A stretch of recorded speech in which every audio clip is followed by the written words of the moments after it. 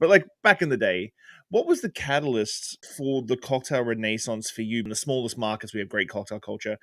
But what was the catalyst back then for you to actually go, oh, I want to get away from sweet and sour mix. I want to like start using real fruit. I want to start researching this stuff. So what was the catalyst for you to go, oh shit, I want to do better? Well, when I decided not to be an actor, I was working at the Hotel Bel Air, which I have to tell you, Shawn, I have had the most incredible run of luck starting very early on, just sort of falling into these wonderful situations. And the Hotel Bel Air, top 10 hotels in the world at the time. And I just got a little bit of intel that they had fired their day guy. And this is 1978.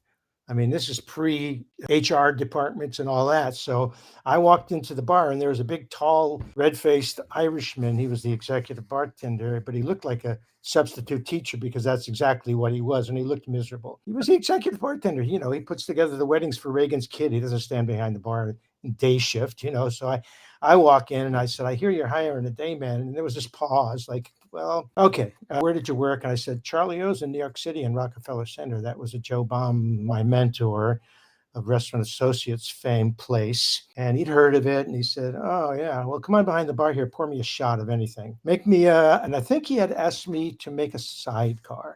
And even in that era, even in the classiest places, in some cases because of unions, there was very little use of fresh juice. They were using sour mixes, which were released in this country in 1937. The first one was called 7-Eleven mix because there was no skilled labor.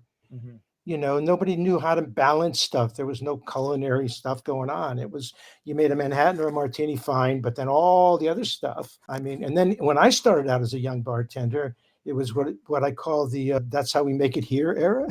You know, the customer who walks up to the bar and says, bartender, I'll have a Singapore sling. And the two bartenders kind of sidle over to the other side of the bar. And one guy goes, yeah, that's it. That's rums and juices, right? Yeah, just rums and juices. So you throw it together and they serve the guy and he goes, bartender, I'm not tasting the gin in my Singapore slings. Oh, that's how we make it here. We'd never say no to an order. Anyway, that's the world that I sort of grew up in. Anyway, it was Joe, to answer your question in a very long